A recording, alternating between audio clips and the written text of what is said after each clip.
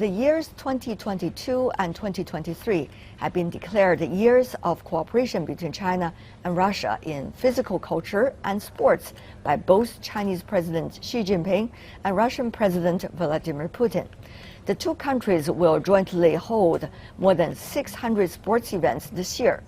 With great potential of cooperation in sports, what more can the two countries do? On this, I talked to Russian Sports Minister Oleg Matytsin. Let's hear our conversation. Mr. Minister, what a pleasure to see you. My pleasure also. Thank you Former for the invitation. resident in Beijing. Yeah,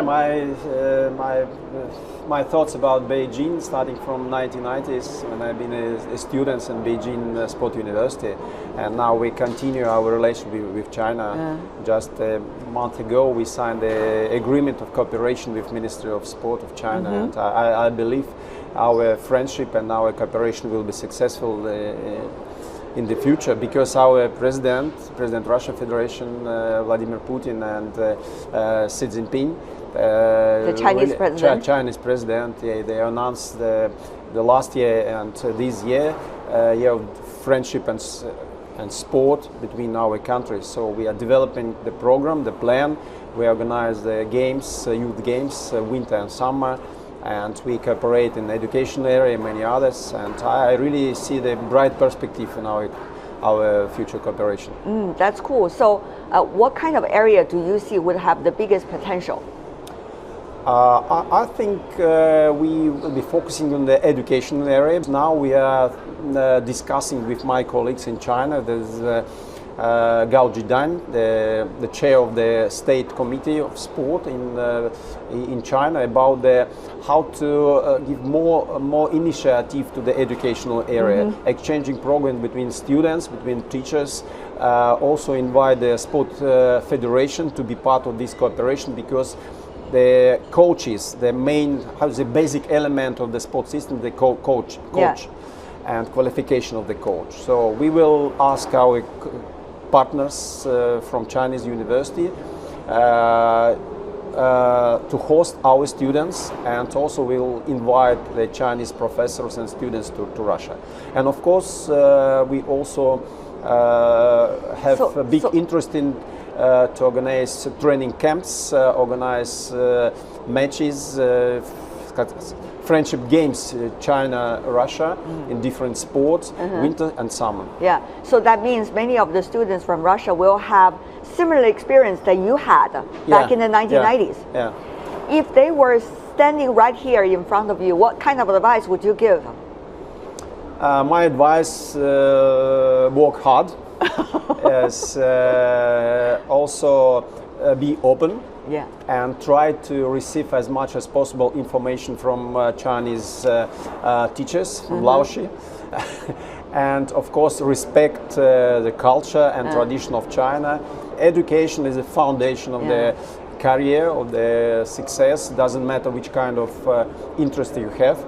And that means I'm very grateful to my colleagues in China for experience, for knowledge, for really strategic thinking, I can say, because China also demonstrates strategic thinking about any kind of plans and perspective.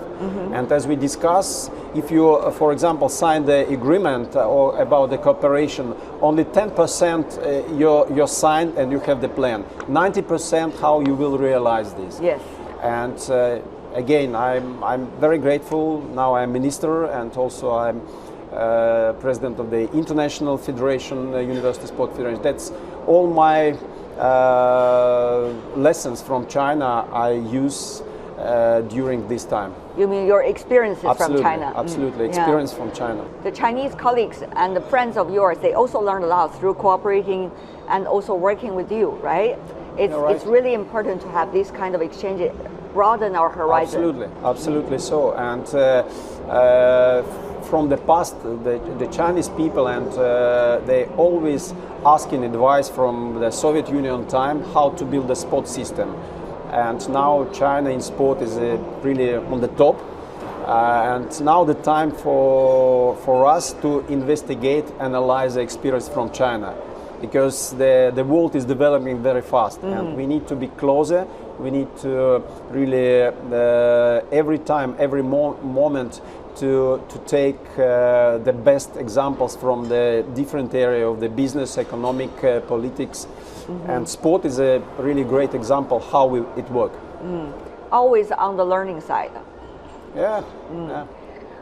What about the young people today? I mean, what kind of groundwork are you laying for them in a way, especially the young athletes that aspire to compete internationally from Russia? This is a the main priority challenge, and challenge also, but the main priority, as maybe you know, 3 years ago the Russian government under the leadership of our president signed the strategy for the developing sport 2030, and young athletes, young people is a key element of this strategy, because sport it's not only the training process, sport is education, sport is about the how to create the culture, the new culture about the healthy lifestyle, and give the example to young people how to respect the culture, respect the tradition, respect your teachers, and to respect the Olympic values. And now we really propose for young athletes very good conditions to go for sport and have international relations also. As I mentioned, we organize many international events for young athletes. We organize the games Children of Asia in Russian Federation. We organize youth games China, Russia, and most important, we give them the chance to be together on the same platform with the elite sport, the Olympic champions. So having time to be part of the global sport community and be inspired of the example of the Olympic champion, world champions. So, how are you preparing as the Minister of Sports your young teams or individuals for some of the major events in the future, whether it's Olympics or regional sports games, as well as other international sports orientations? Yeah, we unfortunately today Russia and Belarus are under the sanctions from the International Sport Federation, from International Olympic Committee, but we create the new format of the competition. Of course, everybody dreaming how to be Olympic champion or champion of the world, but at the same time we organize the new games like the games of BRICS countries for next year. Because not only for BRICS countries, it will be open format. We will invite other countries to come to participate. In August in Minsk we open the games for independent states, country of independent states. It's also international good format. Last year we organized national Spartakiad, the games, multi-games for national athletes. Next year we propose organize games of friendship after the Olympics games, just having in mind not to destroy international sport calendar. But I believe international sports society will understand the importance of Russian athletes to be part of the international competitions. And we, of course, against any kind of discrimination or politicization sport. International sport community should respect the nationality, the Russian history, sport history. Earlier, Russia, of course, as you said, sir, has been well known for the state-run system in terms of sports, competitive sports. But of course, things are evolving. At this moment, what kind of system are you aspiring to build within the country? What are some of the latest examples are you looking at for inspirations? Like in China, in Russia, we always be inspired and we understand to create the very well centralized system in sport also. Our example, Russia, always we should think about our own vision. Of course, respect the international experience, like China, like many other countries. But Russia, as every country, a very unique country with great history. And today, anyway, I see the potential and resource in coordination. Ministry of Sport should be the main coordinator of all activities and development sport in Russia. Sport Federation, Olympic Committee, regional sport, elite sport, mass sport should be the one plan, one strategy, and one coordination center. Well, you are busy with many of the events to come. China is also preparing and working on a lot of future sports events, for example, the University Ad, and also the upcoming Asian Games as well. I know that you and your colleagues are interacting with China in many different ways. Tell me your thoughts on, and your best wishes, I guess, on these future occasions. China is a great country, not only in sport and economic and politics, and as I mentioned, the strategic thinking country. And you have experience organizing the highest level on international sport events like Olympic Games, Winter, Summer, University Games, many championships.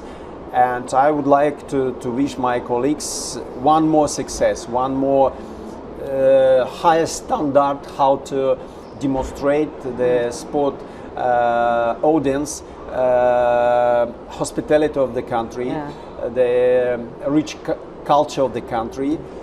In Chengdu in end of July and August for University Games, and in Hangzhou in September for Asian Games. For sure, I'm really 100% sure that it will be a great festival of friendship and culture and sport for all countries which will come to China. Globally, economies are not doing very well everywhere.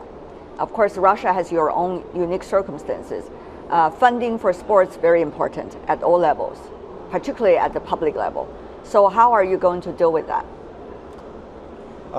We have the budget for sport from the government. Every year we present the programs, the federal projects, and also